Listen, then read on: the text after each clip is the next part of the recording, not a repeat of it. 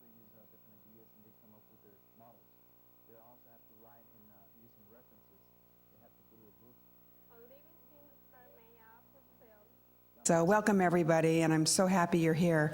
I don't know how many of you were at the event last night, but we had a fabulous reception at the UMass Club. President Corrett of the entire university UMass system, there are 5 universities in the system, gave some kickoff opening remarks. The chancellor was there. We had Jim Hunt, who is the chief of energy and environmental services for the city of Boston, speaking on behalf of Mayor Menino. And the keynote address was Dr. Jane Lubchenco from NOAA, who gave just a really inspiring, kind of provocative keynote. And for those of you who weren't there, I'm trying to get a transcript of her remarks. So if you're interested, please let me know.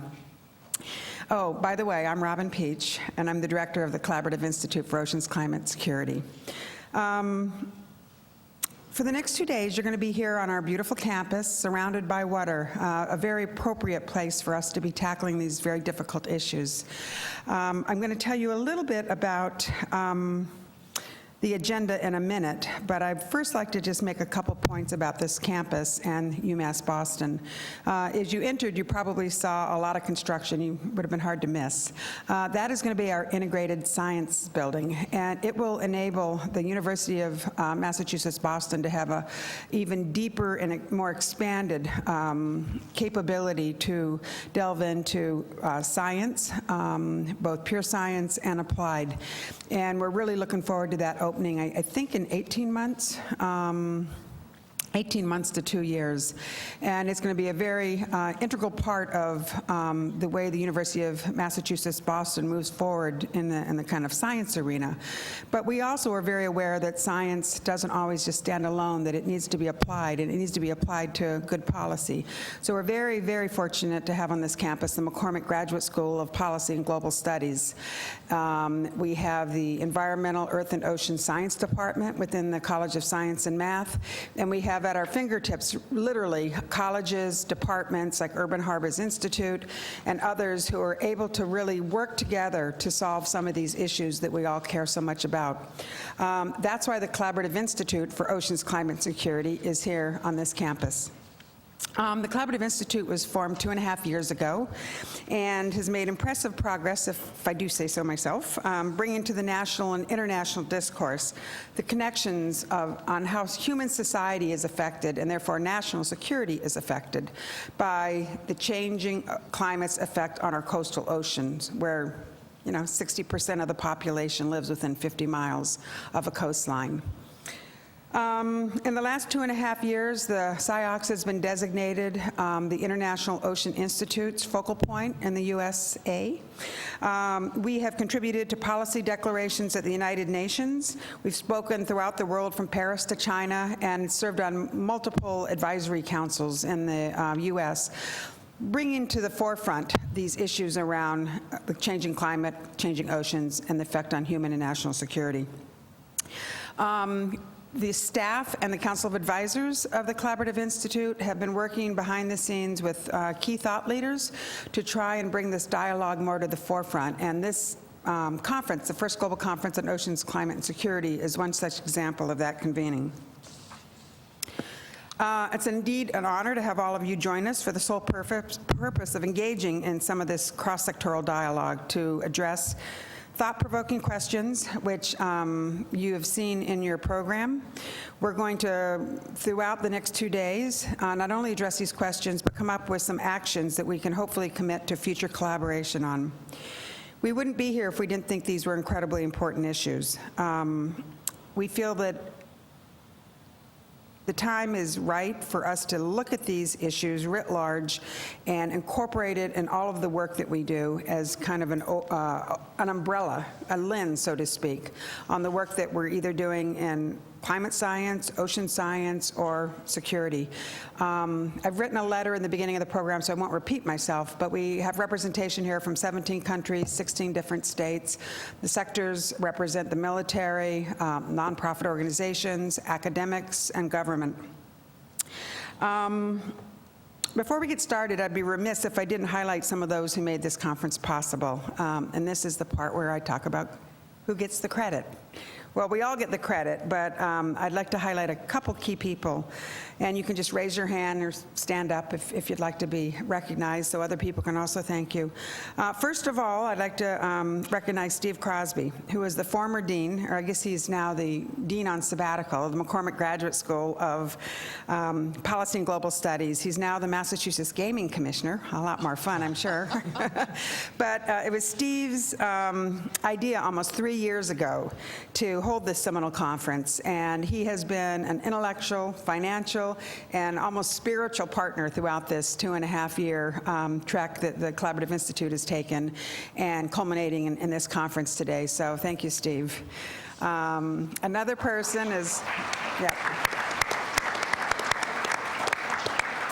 Another person can't be here. The chancellor, the provost, and the vice provost are all meeting with the Board of Visitors at the UMass Club where we were last night. But Vice Provost Jean Gauger has been really strong supporter and has believed in the Collaborative Institute from day one, and we want to thank him. We also have Robin Hannikin, who's the chair of Environmental, Earth, and Ocean Science, standing over there, and Andrew Grozowski, the dean of the College of Science and Math. I'm not sure if he's here this morning. Jack Wiggin, the director of Harbor Institutes. They've all been very critical throughout the 2.5 years of believing in CIOCS's mission and ensuring that we move forward. Of course, a conference like this doesn't happen without financial support. Battelle Memorial Institute has been an amazing kind of foundation for this conference.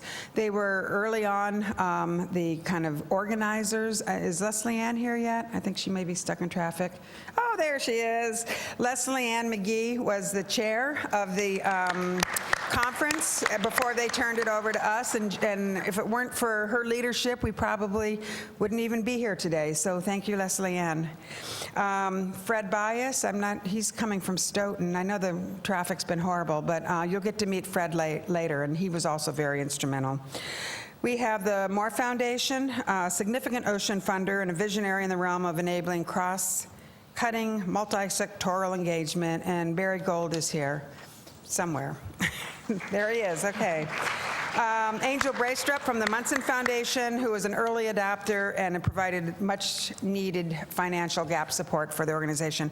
I'm not going to go through all the funders. They're on the inside front cover of the program, but I do encourage you to look at them, because if it weren't for these people, we wouldn't be able to hold this conference.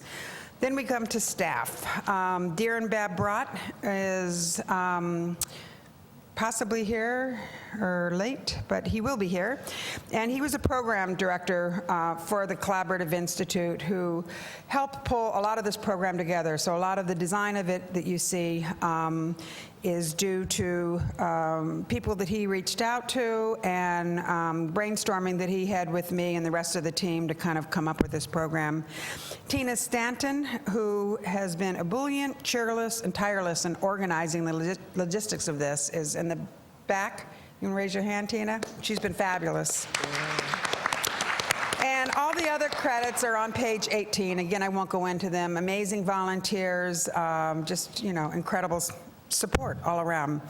We have co-chairs of the conference, and I'm just going to quickly read their names out because you'll be seeing them throughout the next 2 days. Robin Hannigan, Carlton Hunt, Fred Bias, Bob Hillman, Rich Delaney, and Joe Mindler de Suarez.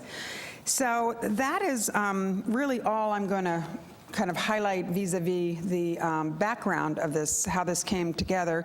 Logistics, if you haven't discovered, the restrooms are out the door to the right and then to the right again. We ask that you turn your cell phones off during the conference so that the panelists and others aren't interrupted. Are there any questions about the logistics before I introduce our open plenary panel? Great. Okay. So without further ado, I think I will just move into the opening plenary. Captain Wayne Porter from the U.S. Navy, I bet you can guess which one he is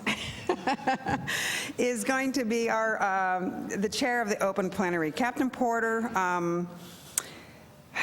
again, On page, I don't know what page it is, page 4 of the 6 of the program, you can read his bio, but I'd like to highlight just a few things.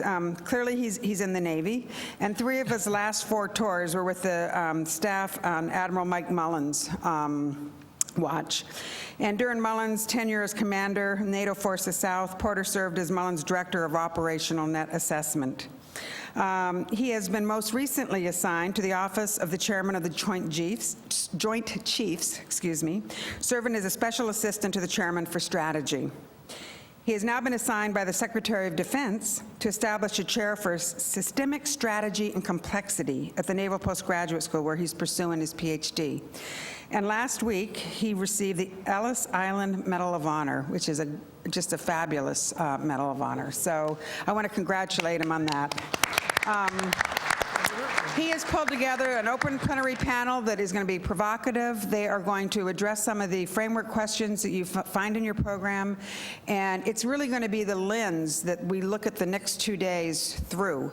And then their concluding panel on Wednesday, tomorrow, will look at the synthesis of all these panels and the dialogue sessions that we've had, and we'll come up with hopefully some really interesting and doable implementation items, action items to move this agenda forward. So without further ado, Captain Porter.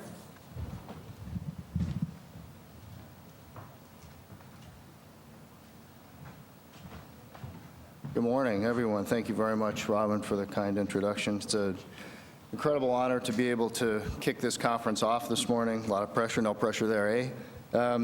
I had already prepared a thing I called a framework for discussion. So that's in your program, so you don't have to listen to me read that aloud. But I would encourage you to refer back to it. And in fact, before I introduce an incredible panel, an incredibly distinguished panel this morning, who will provide the first 3 presentations, I wanted to highlight some of the pieces from that framework I had provided, and then I'll give the groundworks for how the panel will work, and then I'll do the introductions, and then we'll answer questions.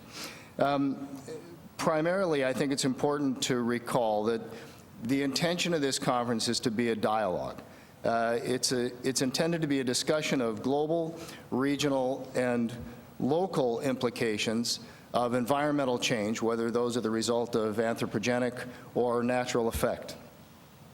I think in that discussion, it's important to recognize the interconnectedness of our strategic environment, and to recognize actually that it's truthfully a strategic ecology, an interdependent system of systems.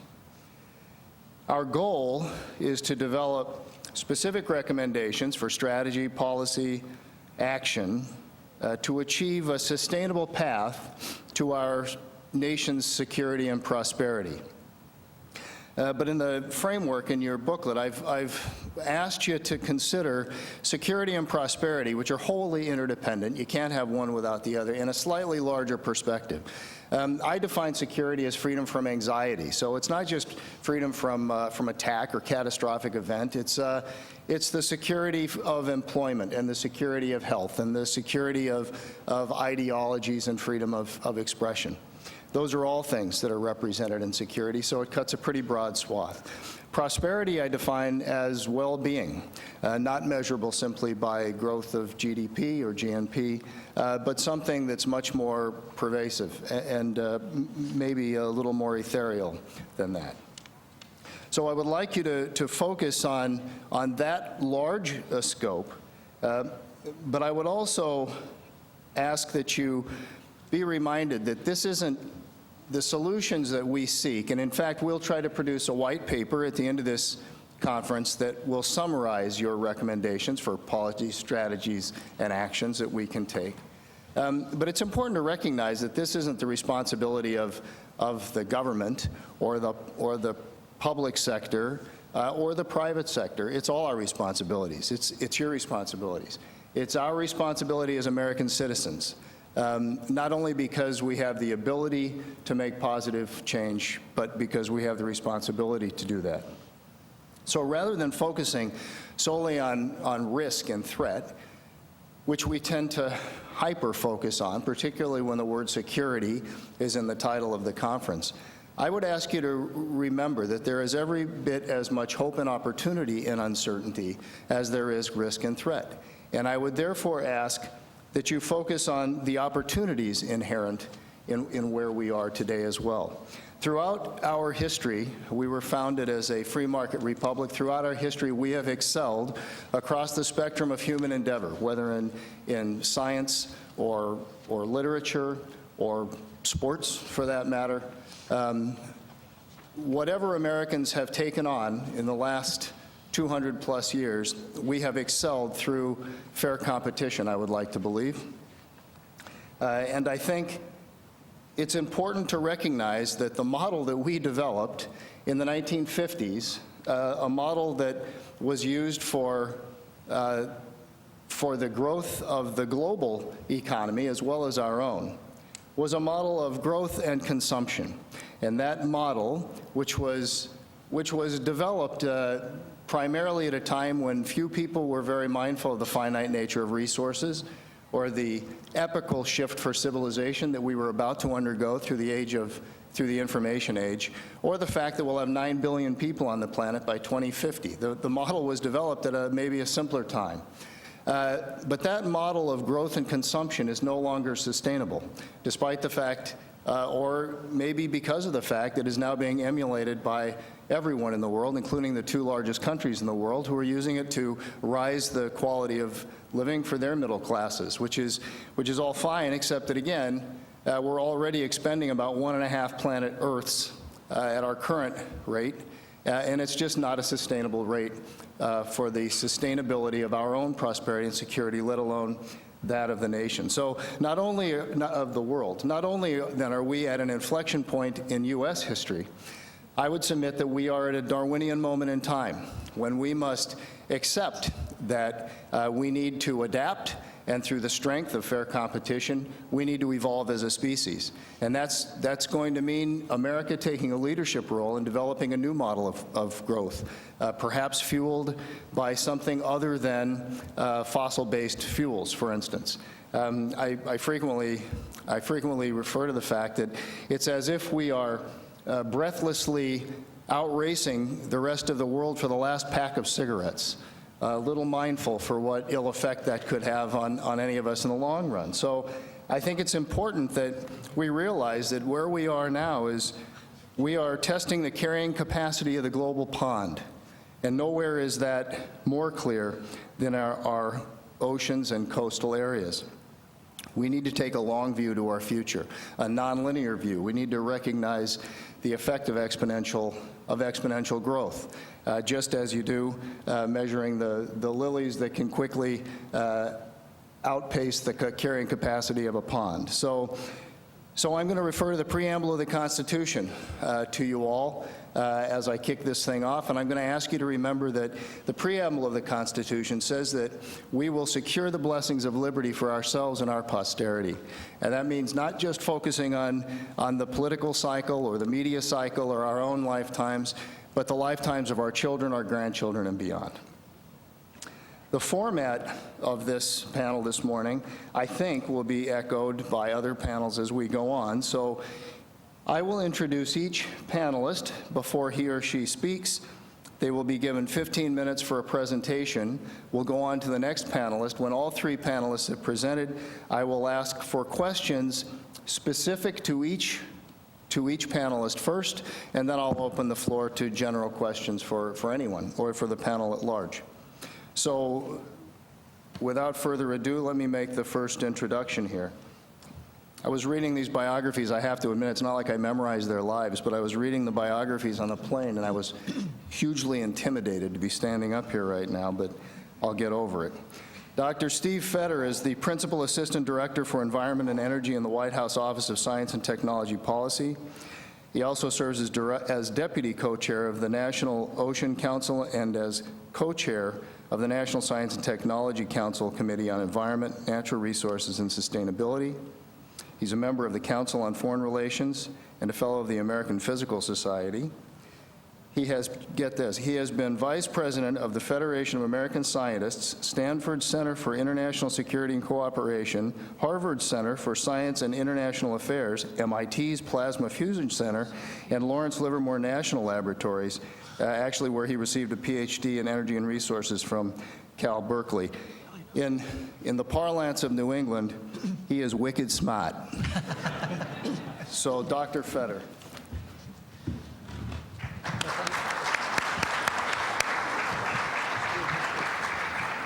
Thank you very much, Captain Porter. And now I can see if I can be smart enough to get my PowerPoint presentation up here. Oh, there it is. Okay, well, it's very nice to be back in Boston. I went to school here, and my wife went to school here, my daughter went to school here, but this is the first time I've had the pleasure of being at this campus, and I must say it's really beautiful and a very appropriate location for a conference on oceans, climate, and national security. So there we go. So my job is to talk about ocean and climates, the connection between ocean and climate change.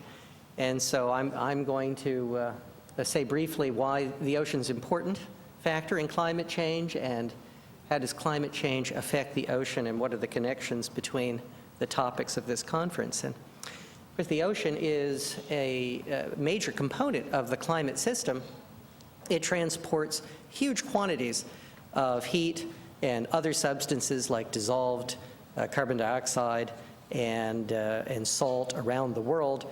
And in fact, you know, each that major current that you see going from off the coast of the East Coast up to Iceland, that carries more heat than, let's see, I think it's about 20 times all human energy consumption. So it is transporting a lot of heat. And these currents have dramatic influences on climate, probably the most famous since we're in Boston. You may know that Boston is at the same latitude as Barcelona, but Barcelona is a little warmer, and it's largely because of that transport of heat from the equatorial region in the Atlantic up to Europe, and then that heat is released, making Europe much warmer than it otherwise would be. The ocean is an enormous sink for both heat and carbon. So of all of the carbon that is released by humans, which is now about 10 billion tons of carbon each year, about a quarter of that is absorbed quickly by the ocean. And so we're very grateful for the ocean to take that back out of the atmosphere. And ultimately, the ocean will absorb almost 90% of the carbon dioxide that humans emit to the atmosphere through fossil fuel burning and deforestation.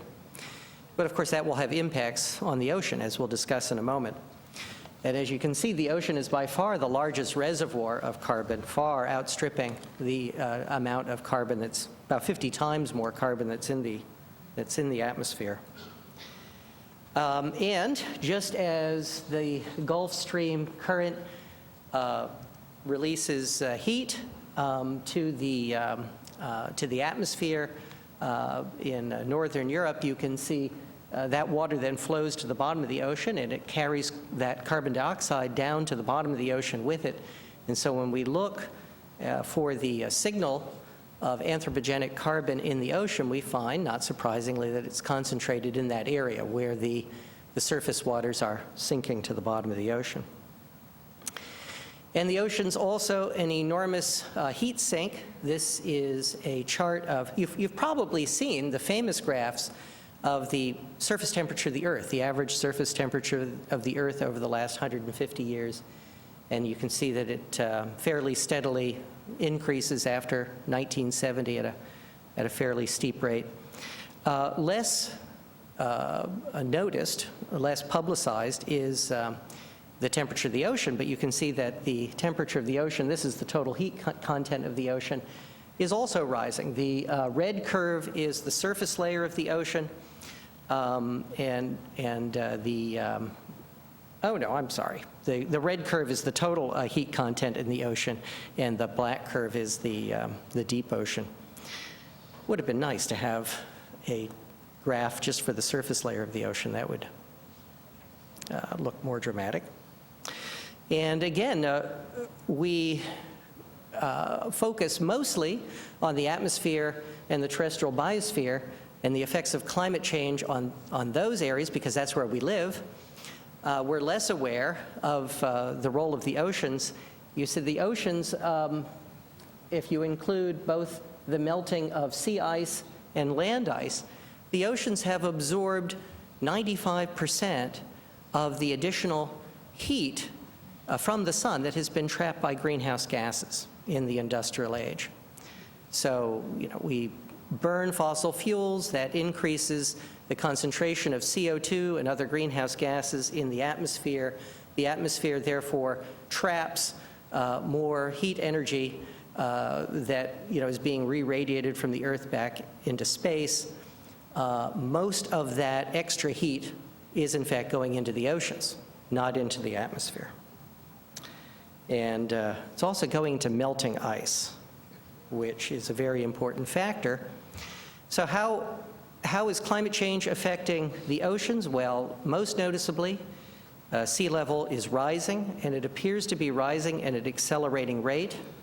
It's rising for the first reason because the water's getting warmer. Water expands when it gets warmer. And so this initial rate of 1 or so millimeters per year is mostly due to thermal expansion. It also rises because of increased runoff due to the pumping of groundwater for irrigation. But this latest increase in the rate of sea level rise appears to be due to the melting of ice, land ice, in particular the great ice sheets in Greenland and Antarctica. And recently, we have been able to measure that melting very accurately using satellites that can detect by perturbations in their orbit these changes in the mass of the continents. And the alarming thing here, you see the charts for Greenland and Antarctica, is that ice mass loss is continuing at an accelerating rate. So every year, more ice is lost. This series ends in 2009, but we do have data now through 2011, and this acceleration of ice mass loss continues. And this creates great uncertainties in estimates of future sea level rise.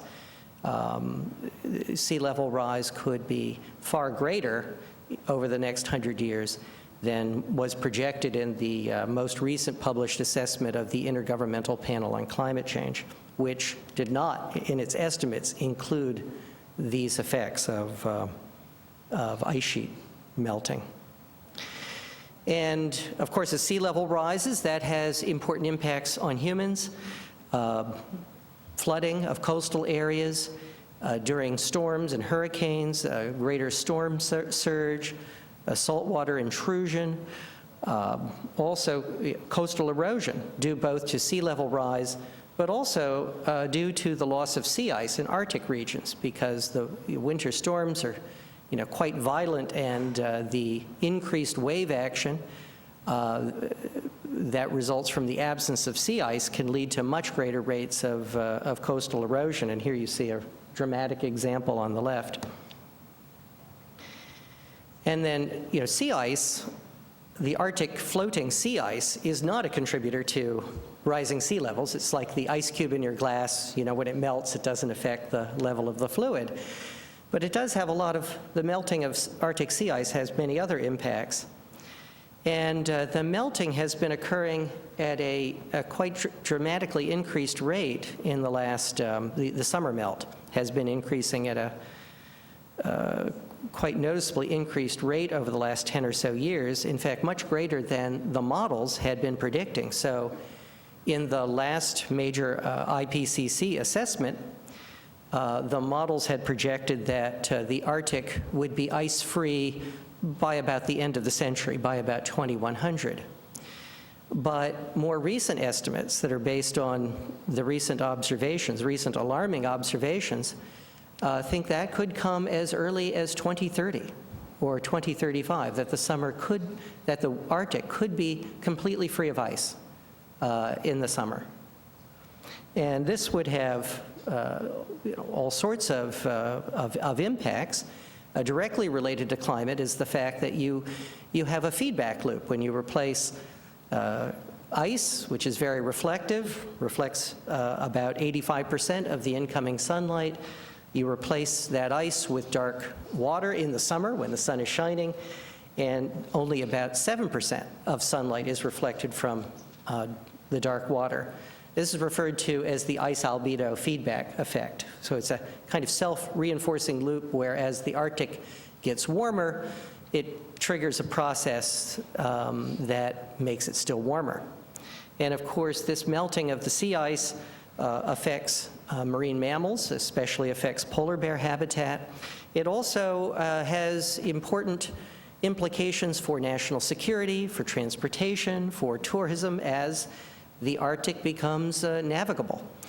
And so already we've seen both the Northwest Passage open, as well as the Northeast Passage through the Arctic, and these will almost certainly become, regular transport routes.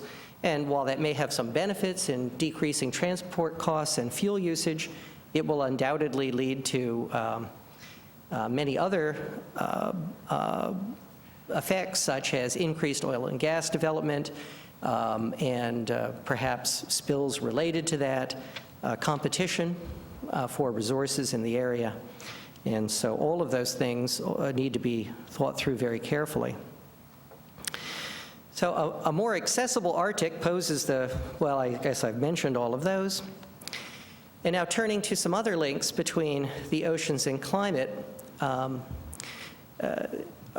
acidification is probably one of the lesser appreciated impacts of our emission of carbon dioxide into the atmosphere.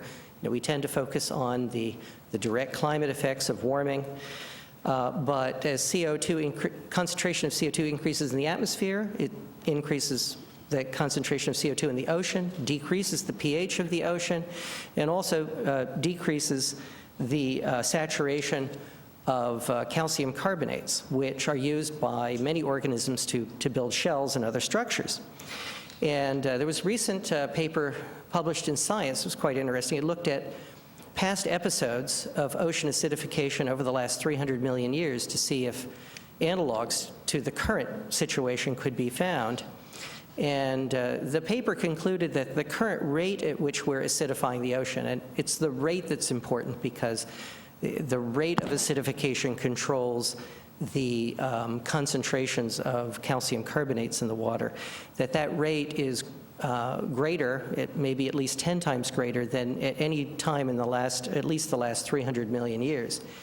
And in the past few episodes where there have been rapid episodes of acidification, less rapid than today, there were also associated mass extinctions with up to 95% of marine species becoming extinct. Now, of course, other things were going on during those past mass extinctions, but still, I think this is a reason for great concern.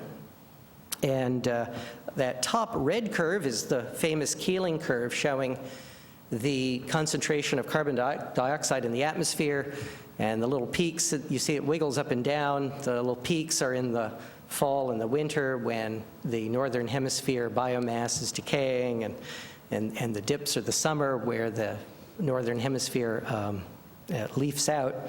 So that's the famous curve that many people recognize. Less recognized are the other curves below that. In the yellow is the concentration of carbon dioxide in the ocean, and in the blue, the light blue, is the pH of the ocean declining. And then in the bottom panel, the saturation of calcium carbonate, or one form of calcium carbonate. The other form shows the same decline over time. And you have to remember, these are, units that are logarithmic. So although that decline of 1/4 of a unit, or about 0.3 units, does not look perhaps that stunning, that corresponds to a factor of 2 in the saturation of calcium carbonate. So in addition, we worry about potential surprises. I mean, they're not surprises in that they're completely unanticipated, but we don't really understand fully the potential or the timing for these effects, such as the release of very large amounts of methane that currently is trapped in methane hydrate deposits in ocean sediments. So these are trapped because the sediments are very cold, but the concern is that as both permafrost warms and as these ocean sediments warm, that the methane that's trapped in these hydrate formations can be released. And that's especially worrisome because there are enormous amounts of methane that are vulnerable to release, and methane is a very potent greenhouse gas. And so here again is a concern that we can have a feedback loop, but one that would be a lot more serious and reinforcing than the ice albedo feedback effect. Now, we can see that methane is being released. This is well documented. I'm told that you can go to certain places in Siberia and poke a hole in the ice and light a match and a flame will shoot up 50 feet into the air. But unfortunately, we don't have a long time series of data to know what the background, what the baseline is, and to know if this, and to what degree this is accelerating. Another potential surprise is a slowdown of that large-scale ocean circulation that I showed in the first slide, that large-scale circulation that transports heat from the tropics poleward. And this is perhaps not the most transparent graphic, but just take my word for it that when you integrate over that curve, the strength of the current of it's called the thermohaline circulation has decreased by about 30% from 1957 to 2004. And in fact, this slowdown is predicted by some climate change models because you have less of a temperature gradient between the poles in the tropics, and it's that temperature gradient that drives the current. And I think at last night's reception, a reference to the movie, what is that movie? The Day After Tomorrow was made, right, where there's I guess a shutdown of the thermohaline circulation and Europe freezes overnight, or maybe in a few hours. So I don't think we have to worry about that scenario exactly, but this is one climate simulation of what would happen if you had a shutdown of the thermohaline circulation, of that large-scale circulation. And this is compared to what otherwise would happen. And the whole area that's outlined in black would be cooler 100 years from now than in the pre-industrial state. In other words, you'd have net global cooling rather than global warming. And if you look at that extreme case, it's hard to see where, I can see it on the computer screen, that right around where England is would be about 10 degrees centigrade cooler. That's 18 degrees Fahrenheit cooler than it otherwise would be. And obviously that would have dramatic implications for agriculture and probably tourism. But this is just to illustrate this. I'm not saying this is a realistic simulation, but it's to illustrate the consequences, potential consequences of one of these climate surprises. So I think it's obvious that these climate-driven changes in ocean will affect human well-being in many ways, and those will be discussed by other speakers and in other sessions.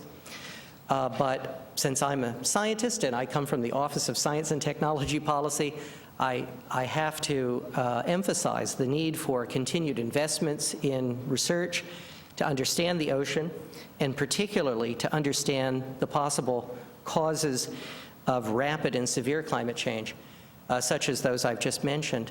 My boss, John Holdren, likes to say that the climate challenge is twofold: to manage the unmanageable and to avoid to manage the unavoidable and to avoid the unmanageable.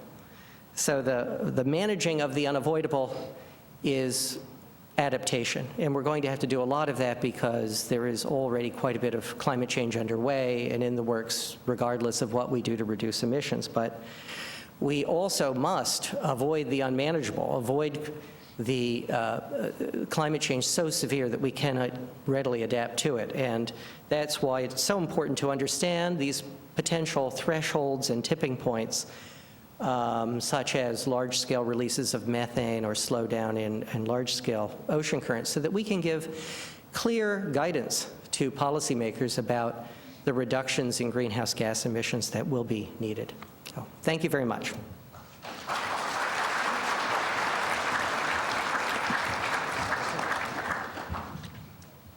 Thanks, Dr. Fetter.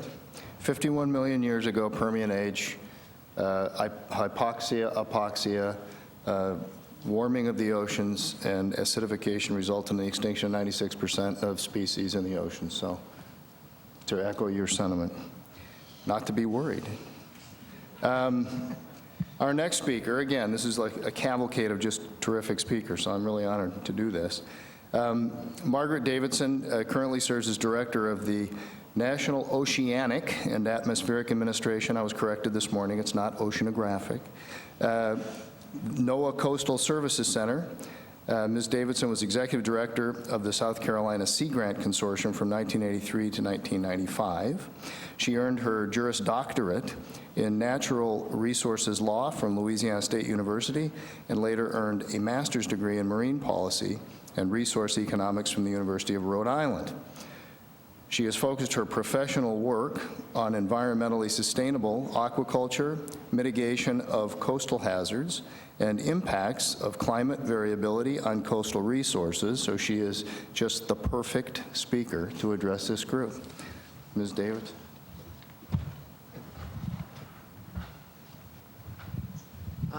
Thank you, Captain Porter. And wasn't that a great kickoff that Dr. Fetter gave us, if not a bit sobering? Okay, so, oh, wait, let me demonstrate. Can I, help me, which box do I click to make it whole? Oh, thank you, the physicist will help me with the IT issue. There we go. Oh, very good. Very good. I'm just a lawyer. What do I know? I think Steve did a great job of talking to us, getting us set up from not just a physical perspective, but from a whole of science perspective. Thank you for that. When I first came to know, as you may have discovered from Wayne's brief introduction, I have been blessedly bereft of any scientific bias throughout my entire career. So when I first came to NOAA, which is inherently a science agency, it was and continues to be sort of an exciting place because I learned stuff all the time. And one of the things that I learned was that old aphorism about the butterfly flapping its wings in Borneo is actually based on physics. Back in the day when we really had intact forests in Borneo, a lot of the world's big weather boiled up out of that deep forest system and traveled eastward around the globe. And so it shows the interconnectedness of actions, even in the South China Sea to the fog in Boston Harbor, or as I like to say, what goes around comes around. So that was one of the first things I learned when I got to NOAA. Was what goes around comes around. You have a lot of expertise coming up today and tomorrow.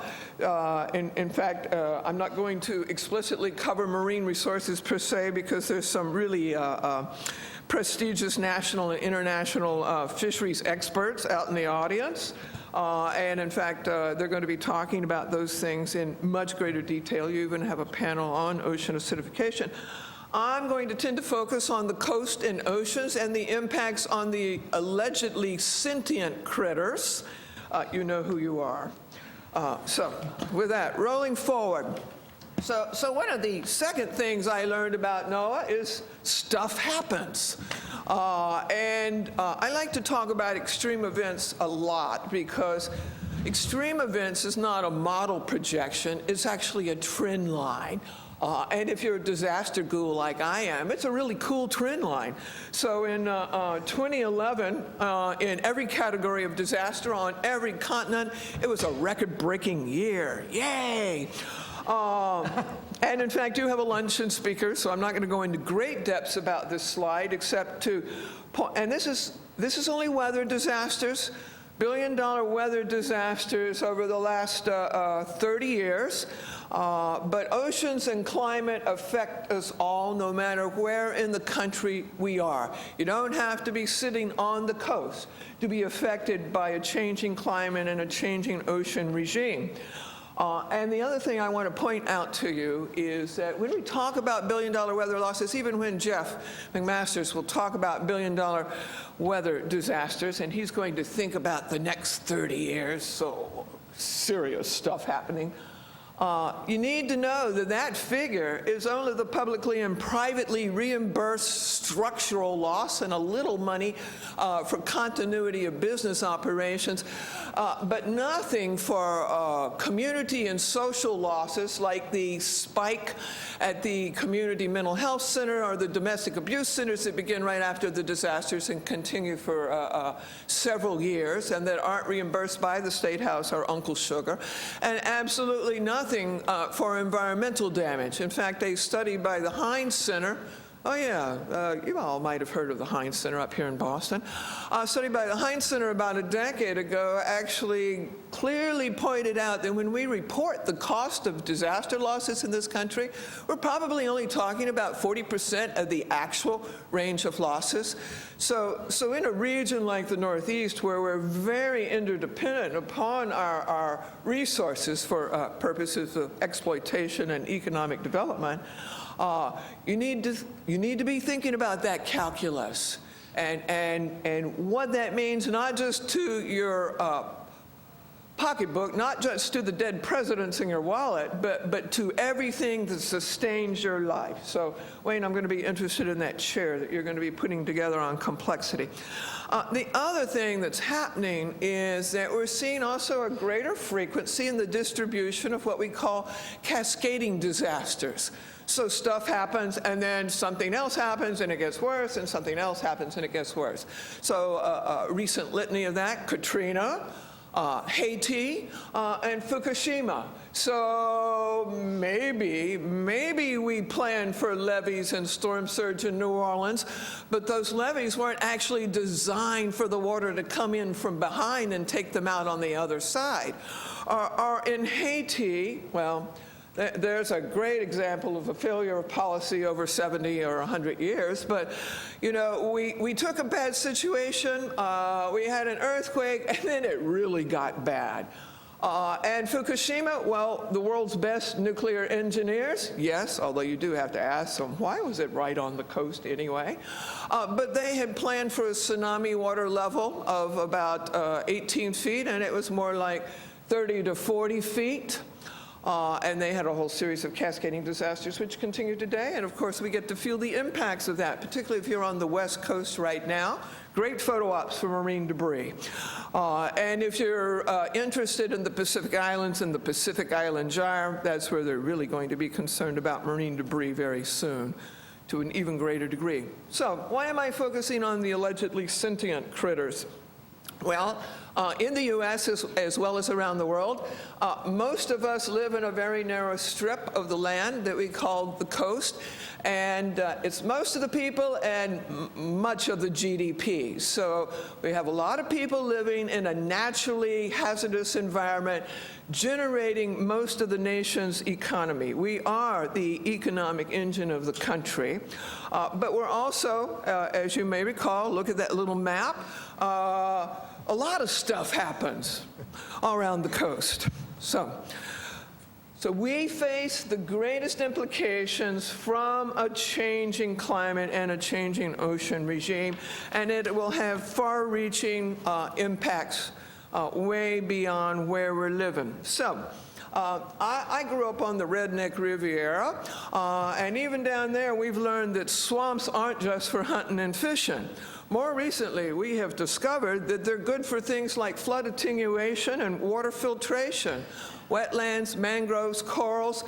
They're very essential for a whole range of purposes, and yet those systems that provide our natural buffer, our buffering, our filtration, as well as providing us food resources, are some of the most easily stressed systems. And again, you'll have a whole session talking about ocean acidification, but corals, which I recognize aren't necessarily a pressing issue in the Northeast on a daily basis, but corals have been getting it first and clearly. They already have been dramatically impacted by the things we do on land, and then we raise the ocean temperature, and that unfortunately has something to do with their biological reproductivity.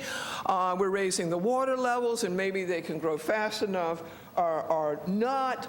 And now we're dealing with ocean acidification, particularly on the West Coast, and actually corals are calcium carbonate systems, aren't they? So they are, as we say, technically speaking, toast. Okay, so you need to pay attention to that. I want to talk about an issue that I think is important here. I apologize that the slide does not envision Boston as the epicenter of the universe. Someplace south of here that we won't mention directly by name. But like the Navy and the Marines, ports but different than the Navy and Marines, ports are already being impacted by more frequent and more severe flooding. So why do we care? Well, first of all, of course, ports feed America's consumer addiction. 80% of everything that we consume in this country is coming through a port facility because the lower transportation costs. What happens when a port is heavily impacted by more frequent and more severe flooding? Now, this slide shows you how it is that another port in the Northeast reaches out its tentacles into much of the Northeast and the Midwest. But I'll go back to Katrina again. We shut down the port of New Orleans, and that had implications for the price of oil and gas. It had implications for the movement of commodity goods, break bulk goods between the Great Lakes and the rest of the world, and it had profound consequences. Ports connect the coast to the rest of the country. You may be able to get scallops in Denver by plane, but you're probably not going to get a lot of fishery resources in Iowa by plane. So, Wayne, though, I think there's an interesting question in here since you started out talking about the Constitution, because there's also a provision in the Constitution that says thou shalt not discriminate against the ports of any state. And yet in our current budget crunch, there's another part of the armed services that wears a green that's called the Army Corps of Engineers.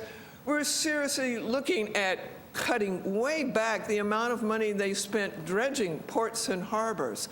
So to me, it's a fascinating little topic as we decide where we are going to spend a lot of money to dredge and where we're not going to be spending a lot of money to dredge. Aren't we implicitly picking winners and losers? And aren't we, in a reverse discrimination way, discriminating against the ports of some geopolitically insignificant state? So since I'm in South Carolina, and we have a port you may have heard of, Charleston, it's actually a real issue because we may be old, but we're politically insignificant.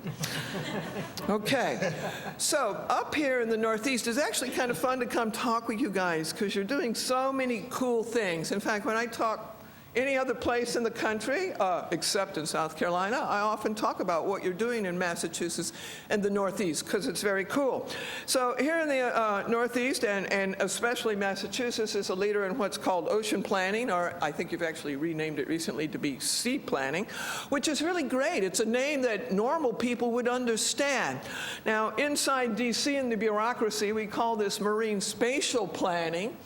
And in South Carolina and in the U.S. House of Representatives, we, of course, call it Eurosocialism. And that's because the EU's actually been doing this for about 15 years, so I guess technically it is at least European. I'm not sure why it's socialist. to figure out how we do a better job of understanding our transportation routes. So that slide in which I talked about how ports feed our consumer addiction, everything by how a ship moves across the ocean is driven by atmospheric and oceanic currents. And as Stephen has just already clearly shown us, they are changing. So even how we move goods around the world is in the process of changing, and that has some profound implications for us. First of all, let me commend you for staying on the forward-leaning path, if not the progressive path here in Massachusetts. So there are many impacts that are already being felt. I'll give you another example. So we're already seeing changes in the distribution, frequency, and intensity of precipitation. So most coastal communities have tended to worry during storms about the water that was coming in from the sea, the storm surge. But what we have found now in many events over the last few years, that storm comes in by sea, but it's almost like the tsunami. There's a second effect. As that storm moves up the watershed and it's dumping more precipitation than it ever has before, a lot of communities get a second round of flooding with the flood coming back down the river. I already kind of alluded to that in the New Orleans situation. It's going to be a problem for many communities around the country. And oh, by the way, New Orleans is not the city in this country that is at the greatest risk of failure of levees. That honor actually belongs to a place called Sacramento, California. And except for maybe ex-Governor Schwarzenegger, there would hardly be anyone who would suggest that we should abandon Sacramento. And of course, that would never happen in Congress, since 1 of 7 members in the U.S. House is actually from California. So why is it that allegedly sentient critters tend to occupy space that has exceptional hazards, even in the face of some fairly clear evidence? Well, first, there is that natural anti-intellectual bias that we're so famous for in the U.S. And again, I'm from South Carolina, where we are pridefully ignorant, so I know whereof I speak. South Carolina is the wellspring of the Tea Party, so I have some idea about how they think about it. And of course, science is not all that it could be. And sometimes we don't actually do a good job of talking with people where we find them with their problems and in their language. But, you know, a lot of economists say that most people like to avoid risk. We are not actually inherently a high risk-taking organism. We're a moderate risk-taking organism. So why is it that we still do stupid things in this country and some other places? You would think that all of our decision-making processes should be driven by a risk management framework, but of course, that's not how it works, is it now? So I want to put in a new subdivision. I sell it on the basis of jobs and tax revenues. And I don't worry about the future losses, because after all, there's this wonderful thing called the National Flood Insurance Program, for instance. In fact, since I actually own 2 properties that are grandfathered in the flood insurance program, I'd like to say thank you to all of you who don't live in Scituate for subsidizing my hazardous lifestyle. Secondly, there are legal issues. The old joke in law school is 1 lawyer in town starves and 2 make a great living.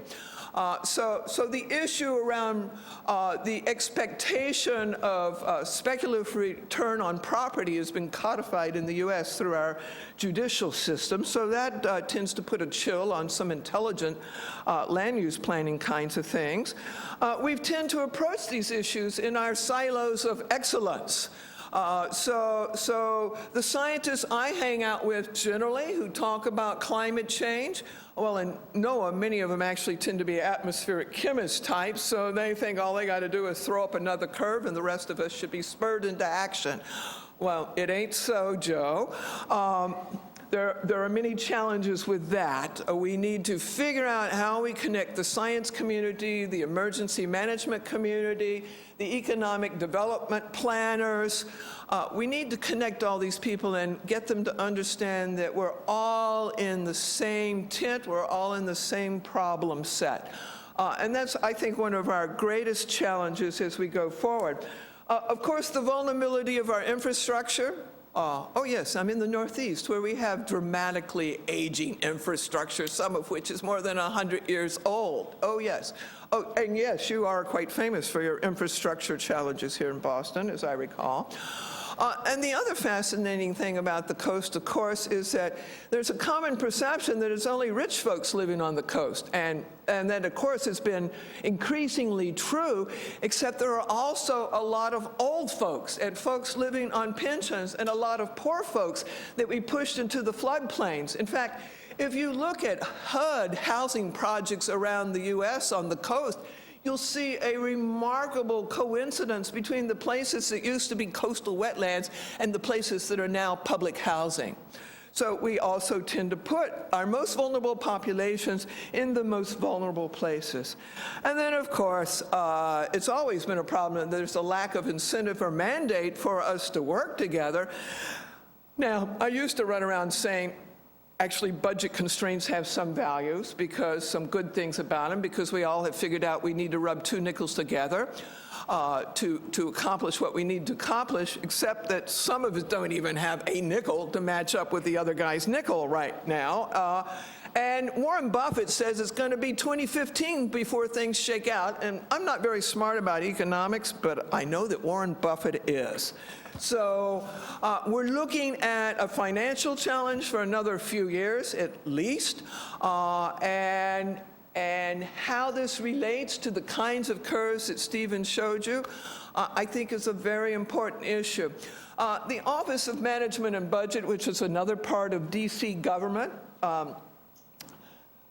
they are a challenge in so many ways for all of us, but let me tell you one way in which they're a challenge. Since 1972, they've explicitly defined how we approach doing the cost-benefit analysis for using federal monies, particularly for infrastructure projects. Think EPA, Water and Sewer, Army Corps, a whole range of folks. The problem with the current framework for cost-benefit analysis is that it steeply discounts the future. Now, that might have made sense 40 years ago to steeply discount the future, but I submit to you, it really doesn't make a lot of sense now. And among people I know, we're not even concerned about 2100. We're increasingly concerned about 2030 for a whole range of potential curves coming to your neighborhood soon. So we have fundamental policy disincentives right now for intelligent, thoughtful approaches to challenges which are at least apparent to a subset of the world's population. I like to say, anytime you can get 7,000 scientists to agree on a document, you've actually accomplished a near miracle. If you've ever served on a National Academy of Science committee where there's only 24 people trying to agree on something, and that takes them nearly 2 years, imagine getting 7,000 people from around the world to agree on a document. Then imagine getting 7,000 people from around the world to agree every few years on a document.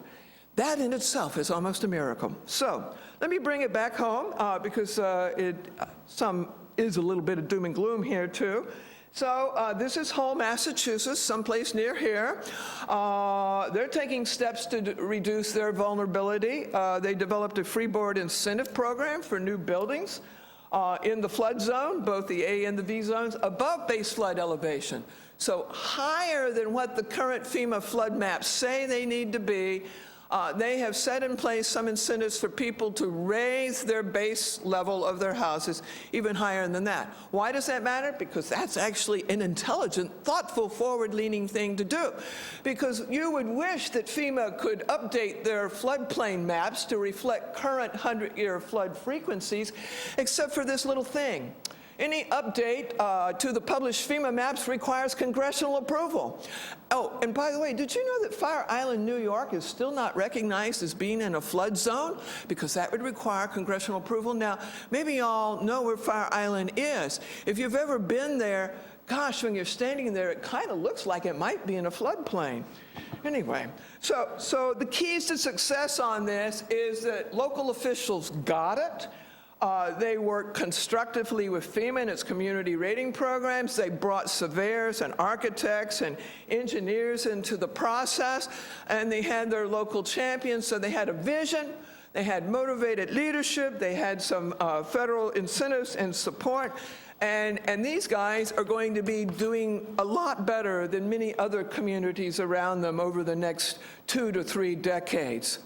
Similarly, just up the road, they may build nukes there, but they have also begun to look at their vulnerability to sea level rise. And looking at basic inundation maps, they are looking at infrastructure, about the siting and design of critical infrastructure and where they might want to elevate infrastructure and where they might want to substantially relocate infrastructure.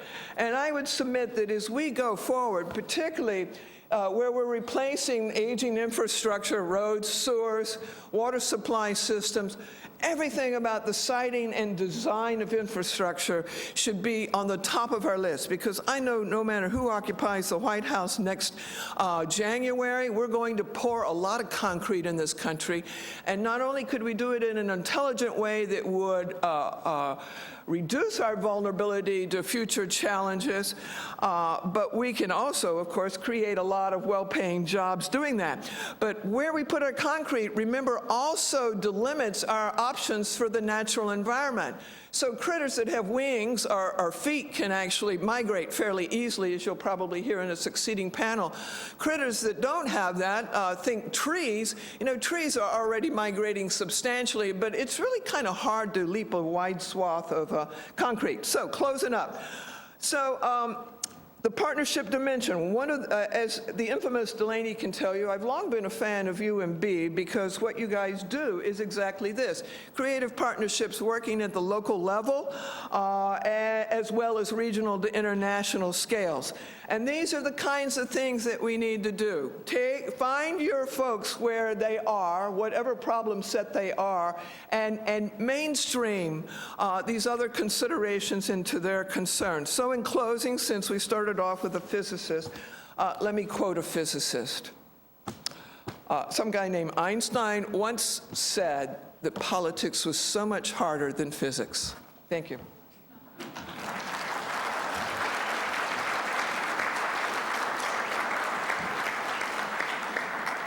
That was an animated presentation. I hope you're starting to loosen up and not just take this seriously, but really start thinking about some creative solution sets. It's what we need. Our next speaker is Commander Tony Miller, Dr. Tony Miller. He is a graduate of the U.S. Naval Academy with a degree in oceanography. He later earned an MS in meteorology and oceanography and a PhD in physical oceanography from the Naval Postgraduate School in Monterey, California, a beautiful location where I would be if I wasn't standing here right now. Tony was the commanding officer of the Naval Oceanography Submarine Warfare Center at Stennis Space Center, and he is currently assigned to the Navy Headquarters staff as the Deputy Director of Navy's Task Force Climate Change.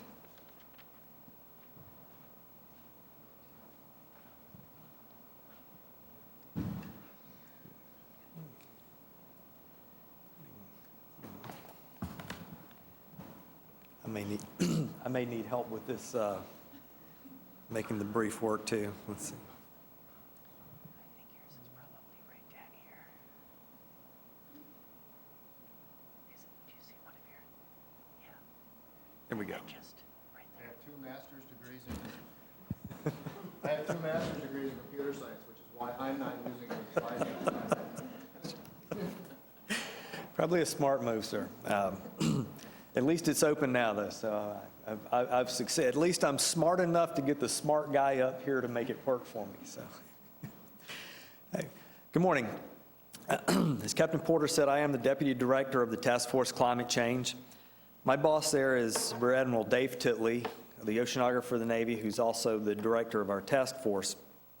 I want to start out this morning. We're given several questions that you see in your program to look through in this conference. I'm going to try to weave some of those answers throughout the discussion of who we are and what we're looking at in the task force. So I want to just start out right here. This is kind of an overview of the task force. You see on the left the climate change roadmap and the Arctic roadmap. These are two guiding documents. They're 5-year plans that were created shortly after the task force was stood up in 2009 that just kind of lay out the actions. We want to understand what the critical issues are. The first question is, what issues are critical to decision making? And examining those issues is really why we exist for the Navy. These roadmaps lay out those action items for us to look at what we need to understand and how these changes will impact our missions in the future and therefore impact the Navy and what we need to do to get there.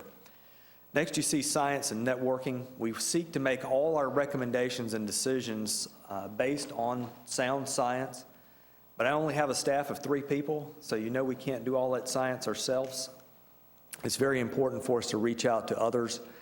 That's one reason that we like to come to conferences like this.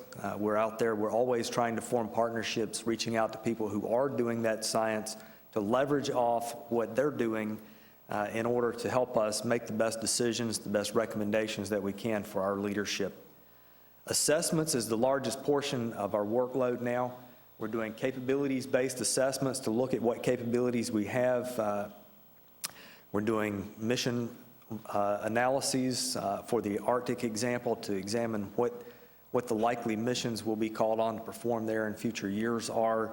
We're about to start up an installation vulnerability assessment to examine the vulnerability of all our facilities to sea level rise, and a number of others.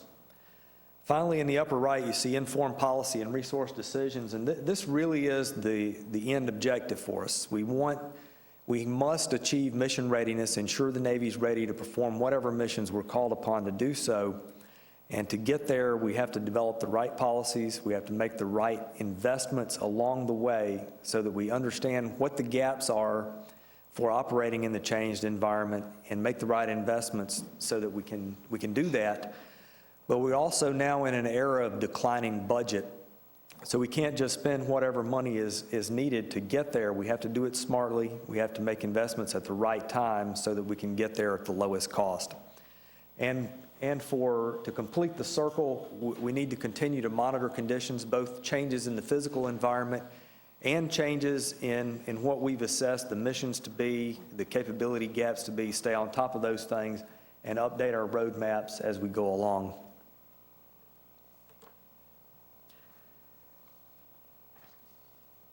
We'll look at a couple of critical issues that we need to address, and the first of those is in the Arctic. The Arctic is our near-term top priority, and this really is the one issue that truly led to creation of the task force in the first place.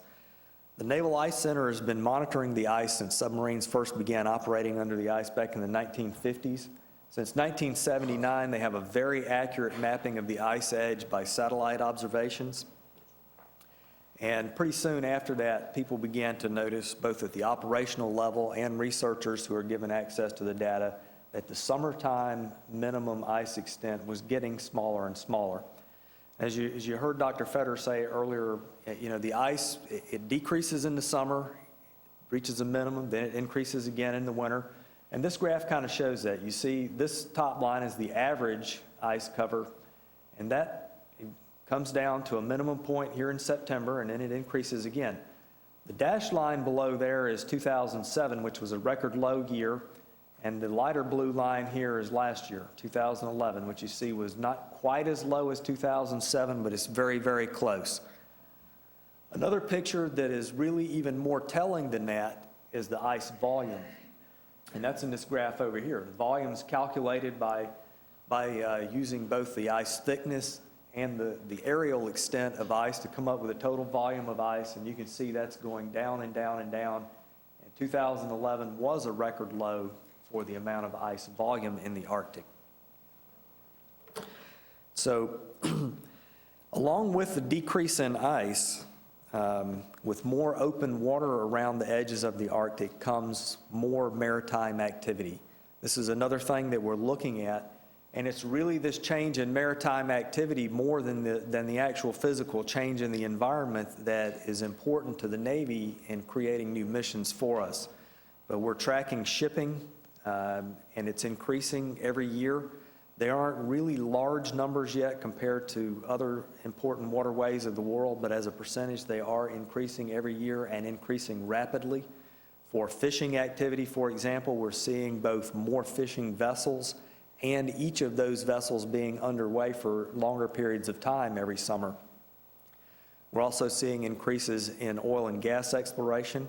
Shell Oil is planning to drill 2 exploratory wells in the Chukchi and Beaufort Seas later this summer. And there are 5 or 6 other projects around the Arctic which are ongoing or planned in the near future. So all of this activity can eventually increase missions for the Navy. And I would mention also largely for the U.S. Coast Guard as well. Sea level rise is the second of our big issues that we're looking at. You can probably guess that since we're the Navy, we like to build things pretty much at sea level. So changes in sea level are quite important to us. And sea level is rising. We actually have about 100 years of good measurements on sea level from tide gauges all over the country. And what we've seen is about a 1 foot rise in sea level in most places along the East Coast over that century. A little less than that on the West Coast, but as much as 2 feet in a few areas in the western Gulf of Mexico. Most experts, which again you heard Dr. Fetter talk about, project that the rate of sea level rise will increase as we see other things going on, we really have not seen any appreciable effect on sea level yet from melting ice, but there is a lot of ice melting, so certainly that will be one of the things that increases the rate of sea level change. And I will say, there are a wide range of values that people project for a global average sea level rise, and the global average itself is not that important for any given location because there are so many factors that affect sea level rise that it really is a local phenomenon. And I told you already, we're already seeing over the last century sea level rise twice as high in the Gulf of Mexico as on the East Coast. And we will continue to see differences in sea level rise at various locations all over the world. So we need to look at each one of those to make sure we're looking at the real vulnerability for each of those areas. Now, there are a lot of physical impacts to sea level rise that are important to us. Inundation by the rising water, destruction of wetlands, along with mangroves and seagrasses, which you've also heard are very important, not just for fishing and hunting, but they're very important for protecting our coastlines from erosion, from water rise, protecting the quality of those waters and so forth, and sea level rise causes a big problem for them. Increased erosion problems is another effect. Contamination of groundwater, many times drinking water supplies by salt water, and the increasing both the frequency and the amount of damage impacts that we see from flooding due to storm surges when we do have high weather events. Now, to look at some of the specific actions we're taking, as I told you earlier, we're largely in an assessment phase because even though we're certainly seeing changes now, especially in the Arctic, we haven't seen enough rapid change that we've created new missions for the Navy yet, but we do see this as a challenge that we have to be prepared for. This is a Navy Arctic mission analysis, and the first action for us in the Arctic really is to figure out what we're facing, and that's why this mission analysis was done. I'll start out by saying the nations around the Arctic are stable and mature nations. They cooperate pretty well together. Even with Russia, we have a great deal of cooperation on Arctic issues. So the chances of actual armed conflict in the Arctic are very low. But there are a number of other issues that we need to look out for. And when I say the chances of actual armed conflict are low, that doesn't mean there are no security issues. That's a very different thing. There are a wide range of security issues to look out for, but I just don't see a point where the Arctic nations will go to war with each other over ownership of any part of the Arctic. As you can see from this graph up here, some of these things that would require large deployments to the Arctic also are fairly unlikely. Other missions, though, like maritime security in light of increased traffic up there, search and rescue missions, maritime domain awareness, and regional cooperation are much more likely. Working together with the other nations, with the other federal government agencies like the Coast Guard and other Arctic nations is very important. We need to continue to build the kind of non-threatening partnerships that foster a secure and stable Arctic. We used to say safe, secure, and stable as an end objective, but we've mostly stopped saying safe because the Arctic, even without ice, is a very harsh environment. In fact, having ice there dampens the effect of high seas largely, so we'll continue to see very low temperatures, high winds, heavy seas, very dangerous operating environment regardless of how much ice is there. And it's just these kind of challenges that make it important that we continue to work together.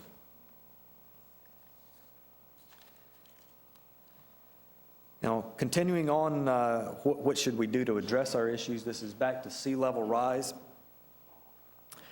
And as I mentioned briefly before, we are commissioning a sea level rise study, a vulnerability study for our installations to look at each of our installations, consider what the potential sea level rise impacts are there, but also to consider that in light of the mission criticality of all the infrastructure on those bases to really get a good picture of our vulnerability there.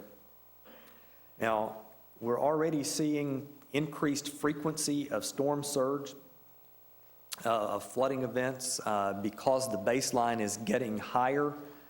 So far, you know, it's the kind of thing that we've seen for all the time we've been here, just slightly more frequently. We are expecting more serious impacts in the future, though, and that's why we need to do this study, find out which locations will have the serious impacts, and then start developing the type of plans to adapt to that we can. I want to also point out here that the Navy is not alone in this. The Strategic Environmental Research and Development Program, which is a DOD, EPA, and DOE program funding research on environmental issues, has funded a study of 5 installations around the country that you can see listed up there. And those studies are actually nearing completion. I believe they'll all be complete by the end of the year or early next year. The Army Corps of Engineers is also working on a project called Incorporating Sea Level Change Consideration into Civil Works Programs. And this is very important. It's important to the Corps of Engineers, but it's important to the Navy also, because as we look around, and I say, you know, sea level rise right now is actually occurring very slowly. If we look at, you know, something on the order of 2 or 3, maybe 5 millimeters per year in most places, and you think, well, that's so little you can barely even measure it. It's not going to be a problem for a long time. But when you continue to see that add up over time, it really is a problem. And when we look back at the increase that's occurred over 100 years and look at the flooding frequency at any of those locations that have seen a foot or 2 of sea level rise, you see how much more frequently the flooding events are, even without any increase in the magnitude of storms. Now, I bring all that up to say it's very important that we start to look at this now, not because we expect in the very near future we'll see actual inundation where facilities that we own are going to go underwater all the time, but because we typically build buildings with a 50-year design life. And even after that 50 years has passed, then we frequently come back and refurbish those buildings, and we continue to use them. I work every day in a building that was built in 1893. And the Navy shows no signs whatsoever that they're about to abandon that place and run. You know, that's what we do. And we do that with buildings that we build today in our facilities will probably still be occupied in use 100 years or more from now. at which point the sea level will be much higher than it is now, and they will be in a lot more danger of damage every time there's any storm surge event. Okay. So, what are the interdisciplinary connections? First, I want to look, and I'll go real quickly through this. Climate change involves weather, ocean, land, and space. It impacts food, water, shelter, energy, human health, and there are a lot of factors, including exposure, sensitivity, adaptability, and a wide range of responses. So, when we look through all this, nothing in climate change happens in isolation. We need meteorologists, oceanographers, climate scientists, engineers, social scientists, many others to cover the full range of challenges. Very clearly a large interdisciplinary challenge. And finally, I want to close with some of our science needs. And I'll talk, up at the top there you see maintain and improve observations. This is very important to help bring down some of the uncertainty. One area that I think specifically on this is in sea ice prediction for up in the Arctic. We have issues with just a huge lack of observations there. Addressing uncertainties is very important as well, and I'll come back to the sea level rise issue for that. You know, I hear ranges from pretty credible researchers for an average sea level rise by the end of the century, ranging from 18 centimeters up to a couple of meters. And there are many other people who are even coming up with numbers at 5 meters or more. Okay, so now if I want to say I'm expecting something between 18 centimeters and 5 meters, that really does nothing at all to help me plan ahead. And I really need to plan ahead since we're building buildings that are going to be here 100 years from now. So whatever we can do to help bring those uncertainties down, improving both the observations and the modeling would be very helpful to us. And you know, we could go on with some others, but I'm thoroughly out of time now, and so I'm going to go ahead and close there.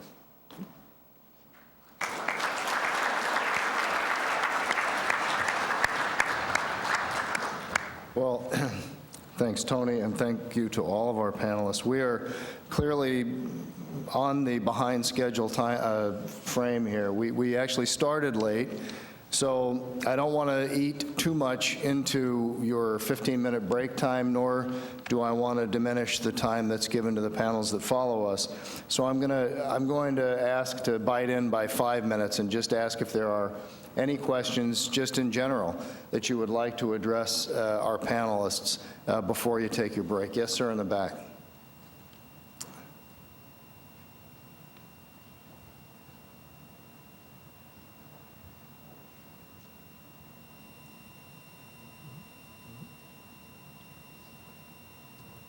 Nope.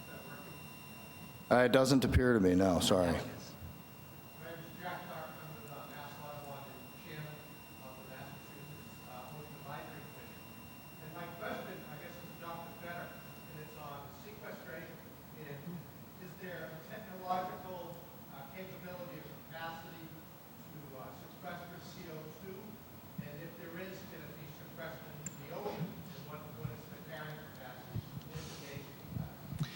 The federal government does support, it has a substantial research program on carbon sequestration. The focus is on capturing carbon dioxide as it's emitted from power plants, or just before it's burned, and then to sequester that geologically, not into the ocean. The ocean sequestration of carbon dioxide has been looked at in academic papers, but there are no plans that I'm aware of to consider that as an option for the disposal of carbon dioxide. I should say, though, that the potential for geological sequestration of carbon dioxide is very large in the United States. There are many sites that appear to be appropriate.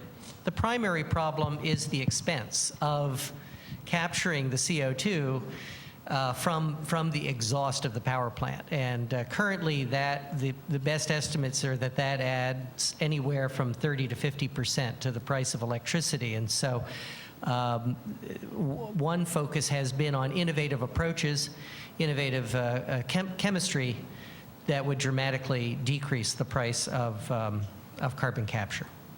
Okay, let's do 2 more questions. So we'll ask that the questions be brief and the responses be brief. Anyone?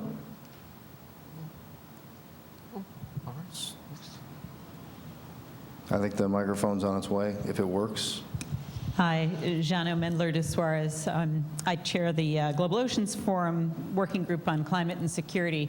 But I'm actually doing some consulting trends research right now with Oxfam America, and we're asking the question, volatility, is it the new normal? And looking how it's not just the trends, but we need to really be looking at the variation within variation, amplitudes. And I'm wondering if you could kind of bring us back again to that systems thinking approach and how you envision a need to change the way that we do science and communicate science and the way that we do policy and implement policy in that volatility frame. So, as you well know, everything in the universe operates on both short and long cycles. And what we've seen is changes in both the frequency and distribution of short cycles, extreme weather, as well as long cycles, climate. What you're alluding to is the profound challenge that we have is that modeling is predicated on the past. But the past no longer works for us quite so well. And in fact, I just sat in a workshop about new normals, which isn't about people. It's about thinking about this volatility of what is actually normal and getting people to think about, is there a state that is new normal that you could describe, or is in fact chaos the new state? So I would say that science is just beginning to really coalesce and focus on that issue. There's a further complexity, as you may know, that we're not yet there that we can actually do what we call attribution. We cannot always link the changes, particularly in the short time cycles, weather events, for instance, to climate cycles yet. Not without, we don't have a lot of certainty about that. So that's going to be one of our challenges as we roll forward, because all of our climate projections are actually based on historical trend patterns that we've just projected into the future. But like the sea level rise thing, there's actually a paper coming out very soon that's going to show you that the rate of increase of sea level rise on the East Coast has dramatically increased in the last decade, kind of like the Keeling curve. I'm actually doing my doctoral work in the application of complexity science and systems theory to this, so I can talk to you offline. One last question. Anyone? Or we're ceding time back then? Okay, well, thank you. I wanted to conclude with one thought, and that is, I think certainly as Americans, we tend to view ourselves as exceptional. And I want to clarify that, because I believe that exceptionalism doesn't mean denying that the fate of previous great nations, or dinosaurs as the case may be, can't befall us. We need to stop focusing we need to stop the focus that we have so much on the past, learn from the past, and really recognize the opportunities that are inherent in the future. And that is the challenge that you have for this conference. So thank you very much, and thank you to all of our panelists.